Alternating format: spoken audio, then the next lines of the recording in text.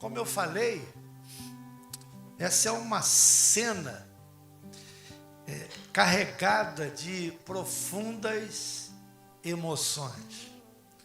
Não fora as 3 vezes, 2 antes desse texto, que José já havia chorado bastante, E aqui também no capítulo 45 ele vai chorar de novo.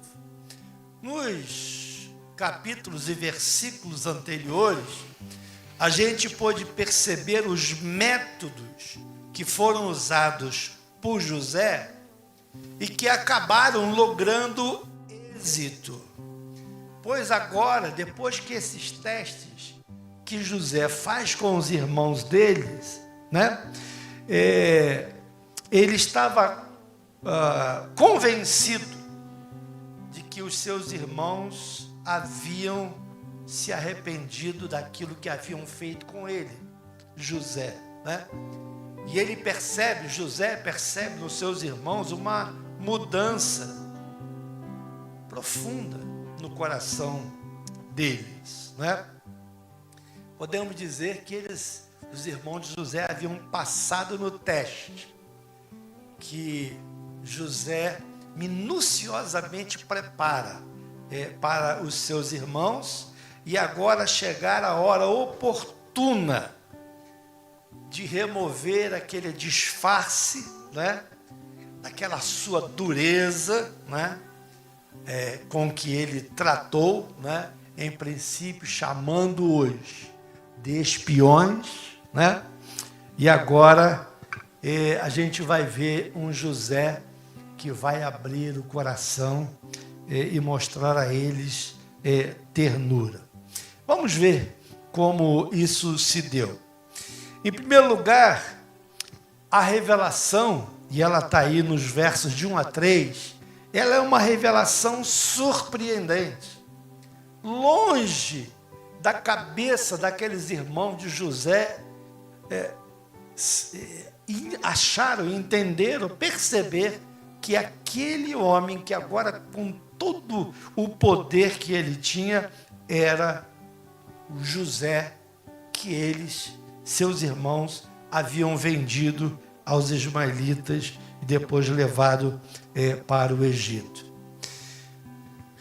A gente vai perceber nesses primeiros 3 versículos aí do capítulo 45 que as emoções estavam, a gente podia dizer assim, vazando pelos poros, da alma de José, quando ele ordena, o que ele diz aqui? Ele ordenou a todos os egípcios que trabalhavam para eles, que eram seus serviçais ali, que saíssem da sua presença. E ele queria ficar sozinho com os seus irmãos. Até então, não havia se apresentado como tal. A gente vai ver, se você perceber, lá no capítulo 44, de 1 a 15, você vai ver que antes, quando José se dirigia aos seus irmãos, ele não falava em hebraico com eles, Ele falava na língua egípcia e havia um tradutor. Só que José entendia tudo que eles falavam, que José era hebreu, ele conhecia a língua.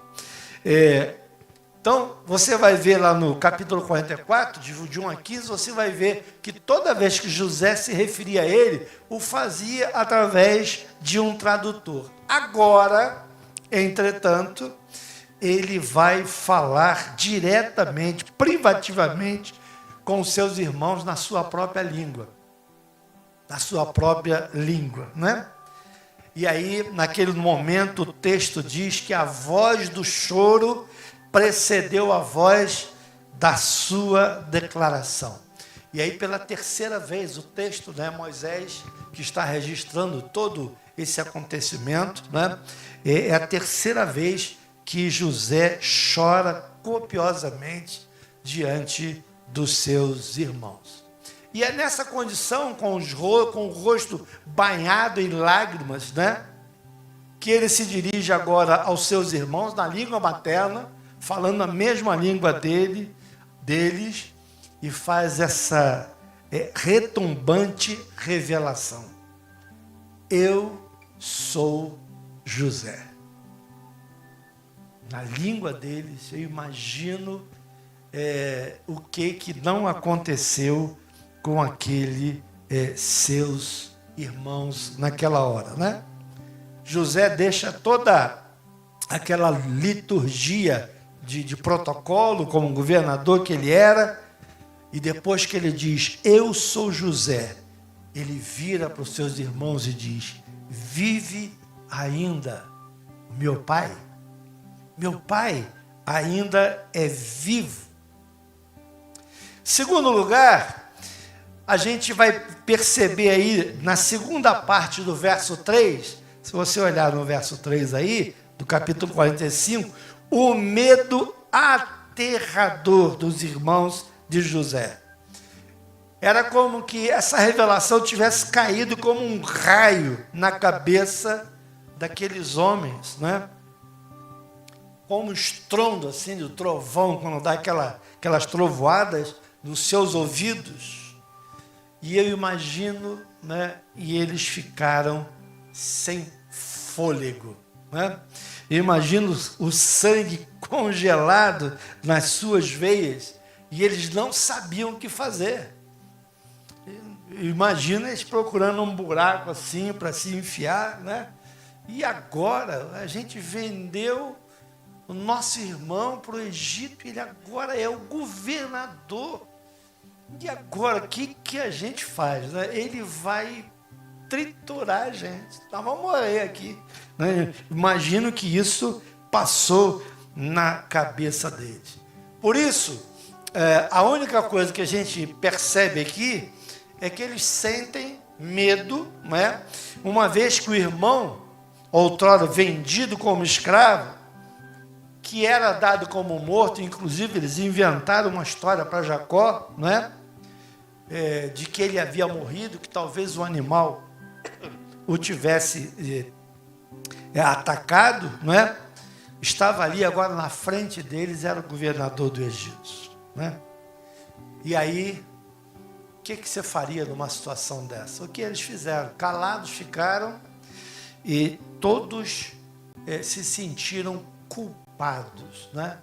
Há um texto na Bíblia que diz assim, sabei que o vosso pecado vos há de achar.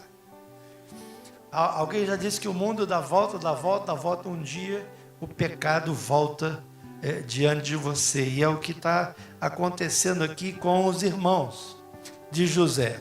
Uma terceira coisa no verso 4 é o convite gracioso de José. Com certeza o desejo, muito obrigado meu jovem, o desejo dos irmãos de José era entrar no buraco, fugir, se esconder, mas José vira para eles assim, olha, está aí no verso 4, achegai-vos a mim. E aí a doce voz de José, temperada por aquelas lágrimas que ele derramou quando ele ficou sozinho com eles, essas lágrimas como que pavimentaram para os seus irmãos o caminho da graça e do perdão.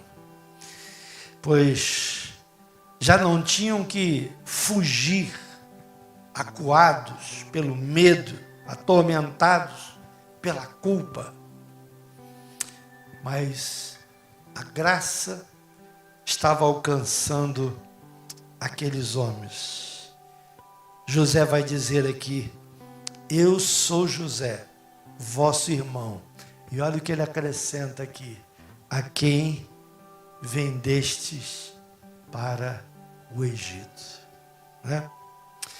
Uma quarta coisa que a gente pode ver aqui, estão aí entre os versos 5 e 9. Você está acompanhando aí o discurso esclarecedor de José. E o discurso de José vai começar, obviamente, pelo passado, não é?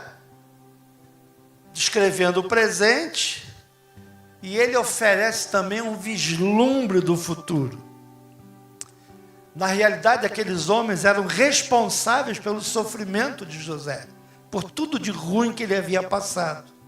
Mas Deus usou esses sofrimentos para cumprir os seus propósitos. Vocês lembram de Romanos 8, 28? Diz que todas as coisas cooperam para o bem daqueles que amam a Deus. Né? Todas as coisas. Talvez em alguns momentos você também tenha passado situações parecidas com a de José. E essa é uma noite que Deus quer falar com você. Essa é uma noite que Deus quer trazer cura para aqueles corações que foram feridos e que talvez haja algum ressentimento ruim no seu coração.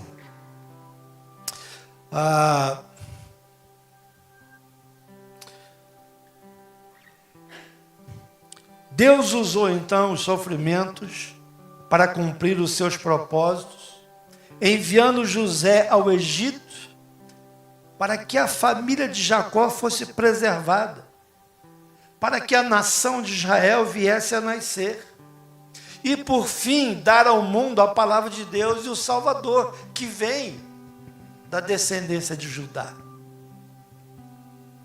Dessa forma, José, falando aos seus irmãos, direcionou a visão deles, dos seus pecados, para a graça de Deus.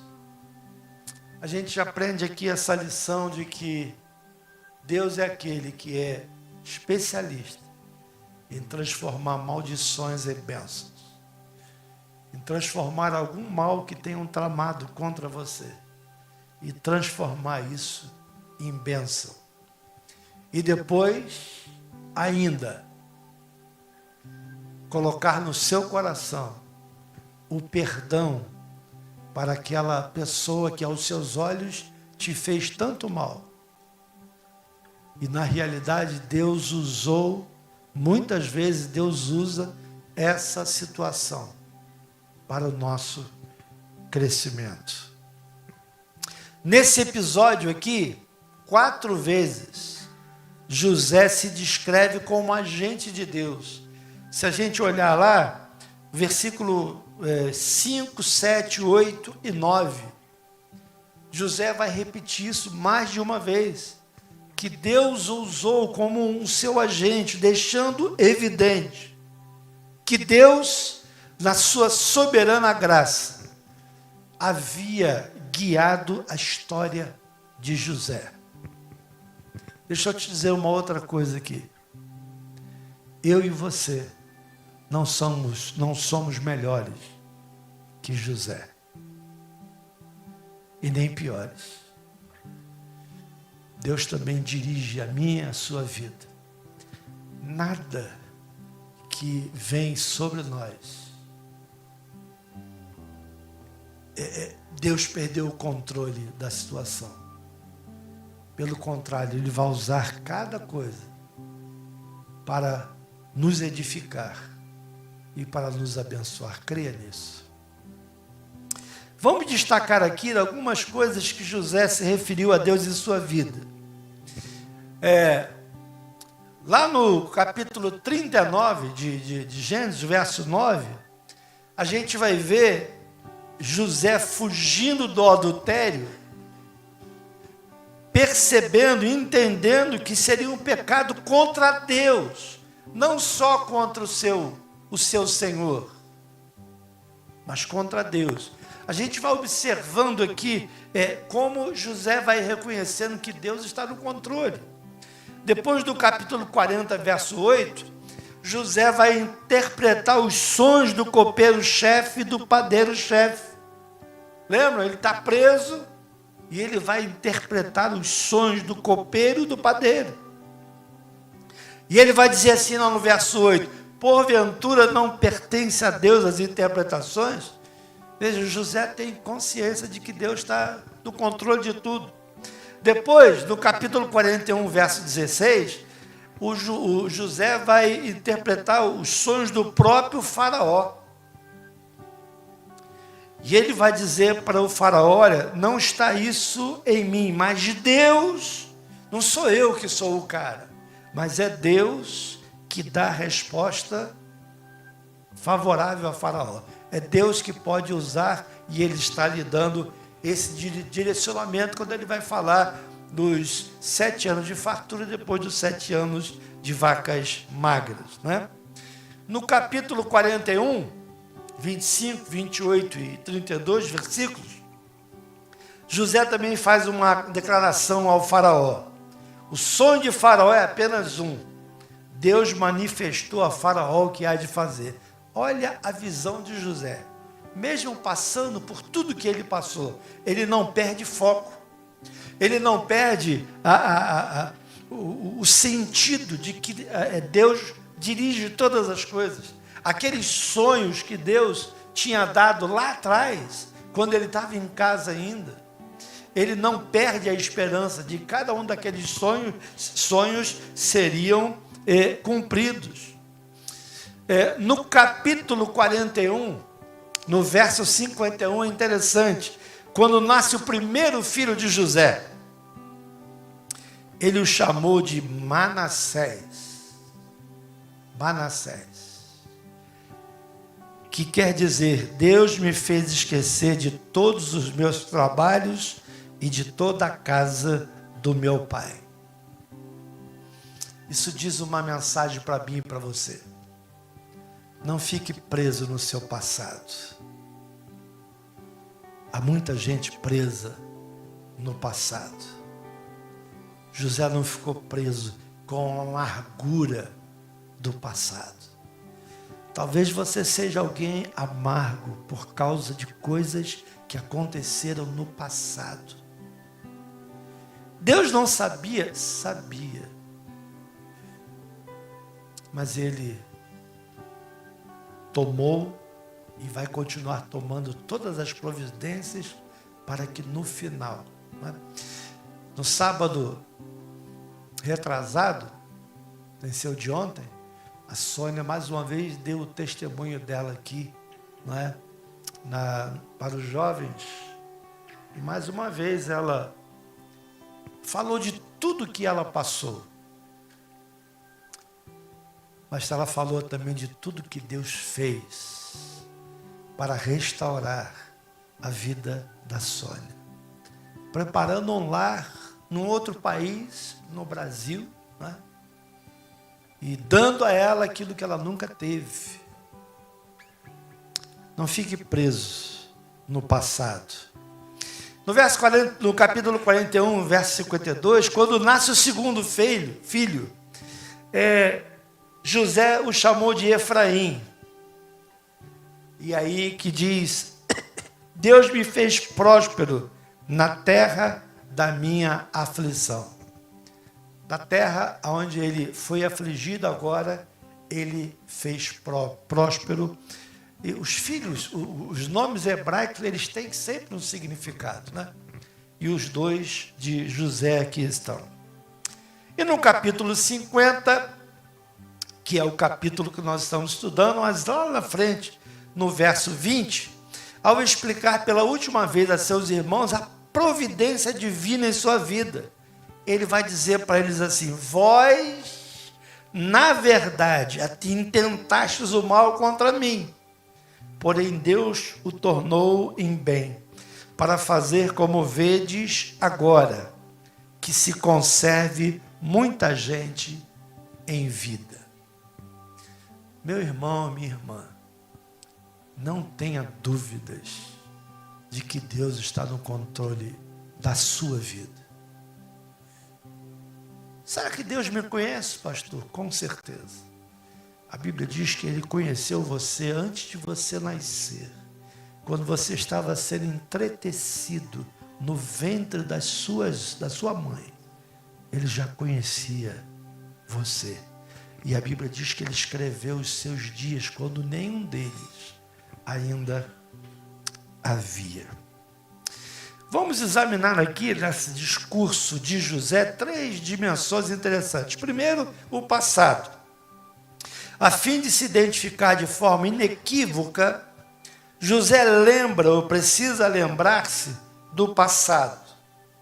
Ele precisa lembrar-se do passado. Entretanto, a intenção dessa lembrança dolorosa não é para causar vergonha aos irmãos. Vejam, ele fala com os seus irmãos do passado. Vocês fizeram assim, assim, mas a intenção dele não era envergonhar os irmãos.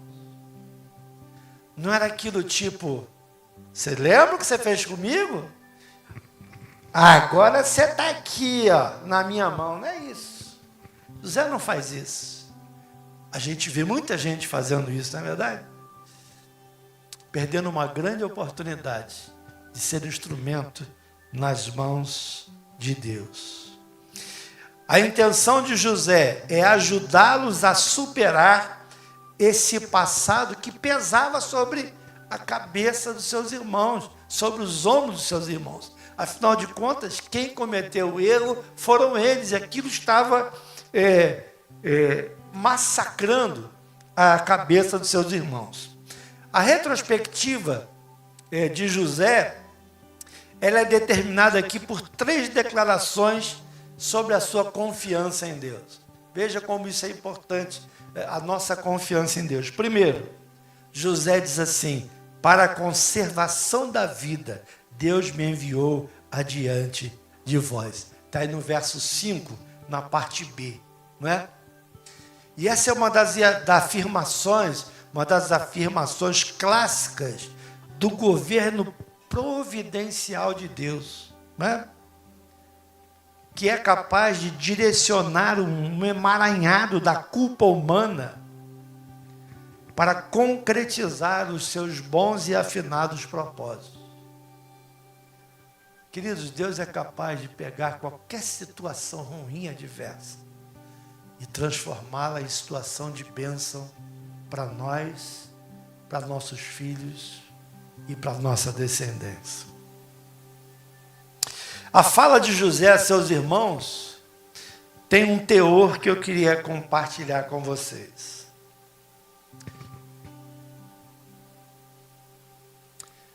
Imagine José dizendo mais ou menos assim para os seus irmãos: irmãos, aquela venda cruel que vocês fizeram se tornou em um envio abençoado.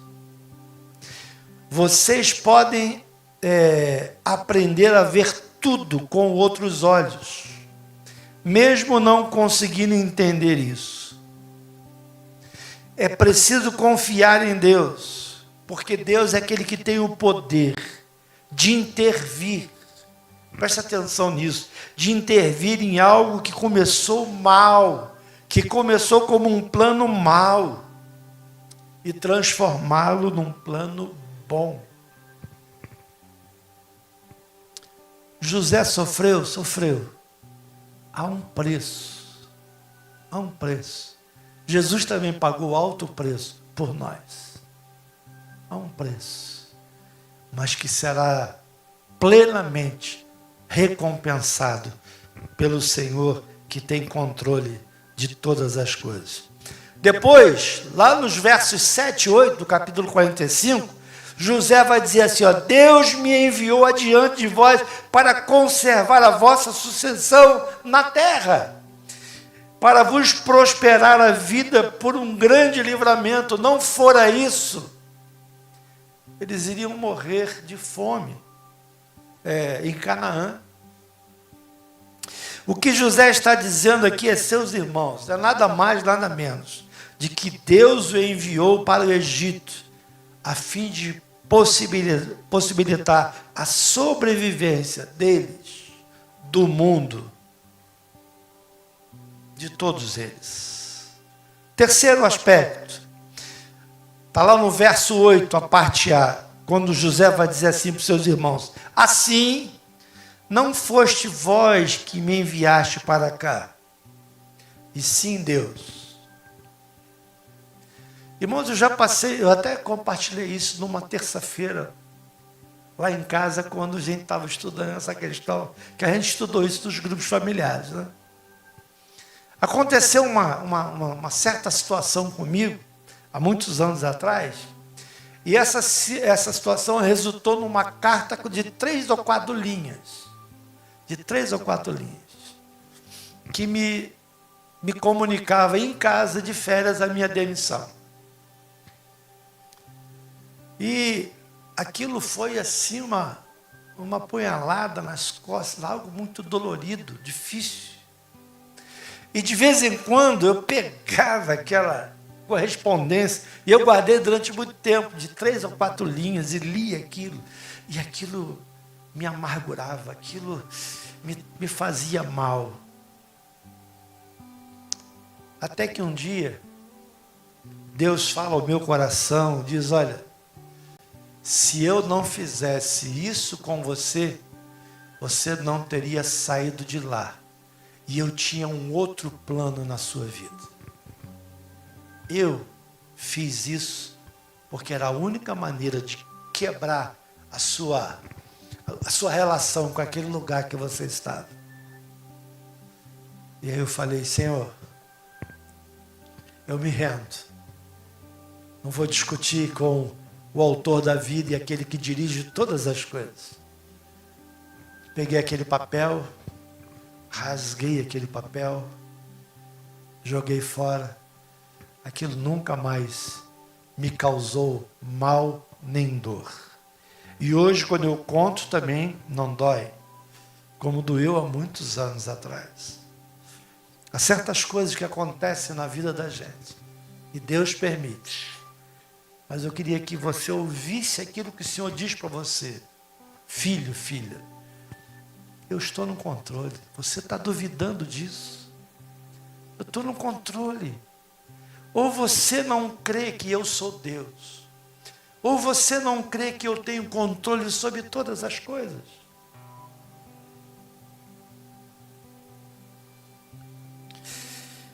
No verso 45, verso 9, capítulo 45, verso 9, na terceira parte do discurso de José, ele vai tratar dos seus desejos mais caros para o futuro. Ele vai falar do futuro. E assim ele transforma seus irmãos em mensageiros, entregando a eles uma mensagem, né? Porque ele vai dizer assim, apressai-vos, subi a meu pai, e diz-lhe, assim manda dizer teu filho José, Deus me pôs por Senhor em toda a terra do Egito, desce a mim, não te demores. José transforma os seus irmãos em mensageiros de boas novas. E uma reflexão aqui em relação a isso. Pense nisso. O novo futuro só se abre quando o passado for vencido e o presente for refeito. Não fique preso no passado. Quebre essa relação com o passado. Porque a prisão no passado impede de você de avançar para as coisas que Deus tem mais adiante para você. Nos versículos de 10 a 13, José não apenas perdoa os seus irmãos, mas oferece a eles dádivas maravilhosas. E aqui a gente vai falar de perdão de verdade. Não é perdãozinho meia boca, que a gente às vezes está acostumado com perdão meia boca. Eu perdoo, mas sei lá, eu aqui, né? A gente não perdoa assim, com reservas. José oferece a eles, seus irmãos, o melhor do Egito, bem como a sua presença. Havia uma terra, o nome dessa terra era de Gósen, era a terra mais fértil do Egito. No capítulo 47 de Gênesis, verso 6, fala sobre isso, que era uma terra fértil, também conhecida como a terra de Ramsés. José pega e diz assim, vocês vão ficar nessa terra aqui. Era uma terra que tinha muito verde, e tinha muito pasto. E eles eram pastores. Eles cuidavam de animais. E não existia melhor terra do que aquela por causa do pasto que existia lá. Não é? E aí é lá que José prepara para os seus irmãos virem. José dá a eles o melhor da terra, além do seu próprio coração, e chama eles para perto de si. Segundo, a gente vai ver aqui no verso 11 que José oferece a eles sustento no tempo de fome. Não tem nada daquele negócio, agora você vai comer na minha mão, nada disso. Isso é uma expressão de pessoas pequenas. Mas José não é pequeno, José é grande. E José, então, oferece sustento no tempo de fome. Ele diz, olha, ainda haverá mais 5 anos de estiagem, nos quais não haverá nem semeadura nem colheita. Contudo, o sustento de vocês e a provisão de vocês nesse tempo está garantida. Isso é perdão que funciona. Perdão verdadeiro. E aí, a partir dos versos 14 e 15, a gente vai ver a emocionante reconciliação. Né? Essa cena expõe o que a gente podia chamar de anatomia da reconciliação. Por quê, pastor? José se lança no pescoço de Benjamim. Quem era Benjamim? Era irmão de José, o mais novo, que era filho da mesma mãe de Raquel. Não é? Os outros irmãos, o Jacó queria casar com Raquel, mas acabou com Lia. Depois vieram, o sogro dele deu Lia primeiro, né? Depois vieram as concubinas e tal, aí veio aquela filharada, mas de Raquel, a mulher amada de Jacó, só tinha José. E depois Benjamim, né? Então,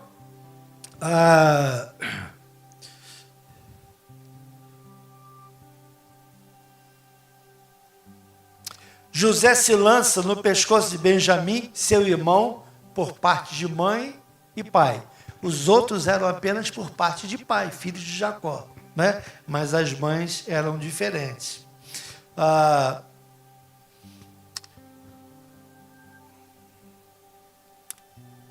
Que nessa época Benjamim devia ter os seus 22 anos, e chora abraçado com ele. Depois José, olha o que José vai fazer. Mais uma característica do perdão, ele vai beijar todos os seus irmãos e chora sobre eles. Até aqui os irmãos de José estavam mudos, calados, intimidados, com medo, né? No entanto, depois desse abraço, do beijo, do choro, aí os irmãos rompem o silêncio e falam com ele, né? A gente aprende o seguinte, queridos, o caminho para a plena reconciliação foi árduo, foi difícil, foi duro para José e seus irmãos. Visto que esses irmãos tiveram que enfrentar a culpa, tiveram que confessar os pecados. A gente vai ver isso lá no capítulo 42, 21 e 22, quando ele diz assim, isso só pode ser a mão de Deus. Aquela história de botar o dinheiro de volta no saco, de botar o copo de José, né, no saco lá que Benjamim estava levando, né? A gente percebe, então, ali, né? Acabei me perdendo aqui. Sim, eu estava dizendo que eles confessaram a culpa deles quando ele diz assim, em relação àquele negócio do dinheiro, isso só pode ser Deus. O nosso pecado foi descoberto por Deus. Está lá no capítulo 42, não é? E eles reconhecem que Deus os estava castigando. E, além disso, tiveram que pedir misericórdia e mostrar que haviam mudado. Como é que eles mostraram que haviam mudado? José fez algumas coisas, por exemplo, quando ele bota o seu copo na sacola que Benjamim ia levar, ele manda o seu servo lá, o assessor, hoje seria um assessor, né? Vai lá e para tudo aí, vamos revistar, porque o copo do José sumiu. Aí o copo foi parar lá na bolsa de Benjamim, o mais novo. Aí, o que acontece? Esse é um texto lindo. Judá, que tinha dado a ideia para vender José aos ismaelitas, Judá faz um discurso ali tremendo. Judá, ele diz o seguinte, ele conta a história toda do seu pai, que tinha perdido José e tal. Quer dizer, claro, estamos referindo a versículos anteriores aonde estamos agora, né? E ele explica, olha, o menino não pode ficar.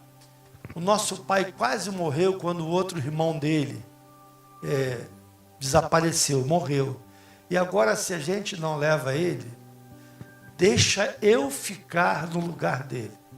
O senhor faz de mim o que o senhor quiser, mas deixa o moço ir. José observa e fala, opa, eles mudaram. Porque tempos atrás, eles nem se tocaram, me venderam de boa para os ismaelitas e ficaram de boa. Agora, não é? Eles devolvem o dinheiro, lembram quando eles colocam o dinheiro, eles voltam, devolvem o dinheiro. Isso tudo foram testes, vamos chamar assim, que José faz para ver se os seus irmãos haviam se convertido, haviam mudado, né? E ele chega a essa conclusão. Para José, a aprovação também foi penosa, pois teve de se assegurar da nova sinceridade dos irmãos, pondo-os em situações embaraçosas, como essas que eu falei aqui. Algumas delas causando sofrimento ao seu pai, porque um dos irmãos ficou preso, né? E nem todos voltaram. Queridos, eu quero encerrar agora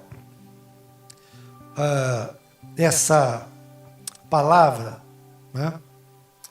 E eu queria fechar a palavra dessa noite pensando algumas coisas aqui. A gente percebeu nessa história de José que o Deus que José servia, o Deus que eu sirvo, o Deus que você serve, Ele é soberano. Ele reina. Ele havia prevalecido sobre as intrigas dos pecadores e realizado o seu plano para Jacó, José e seus irmãos. Interessante saber que nada do que aconteceu passou em branco, mas Deus estava como que num tabuleiro de xadrez, mudando cada peça no momento certo. Algumas coisas que aprendemos. Primeiro, a providência de Deus em conduzir todos os acontecimentos. Há um Deus que controla todas as coisas, meu querido, minha querida. Há um Deus que controla a tua vida. Há um Deus que controla a tua família. Há um Deus que controla todas as coisas. E nós precisamos confiar nesse Deus. Muitas vezes nós nos admiramos, assustamos com algumas coisas que nos acontecem. Mas isso não acontece com Deus. Nada assusta Deus. Porque Ele sabe de todas as coisas, nada para Ele é novidade. Segundo, quando a gente conhece essas verdades, de que Deus está no controle de tudo, queridos, isso dá sentido à nossa vida. Dá sentido à minha vida, à sua vida. Saber que o Deus que nós servimos, todas as coisas cooperam para o bem daqueles que amam a Deus. Que o nosso Deus está no controle. Por isso nós podemos dizer, não tenha medo, confie. Fique firme. Uma terceira coisa que nós aprendemos é que perdão verdadeiro se expressa com ações.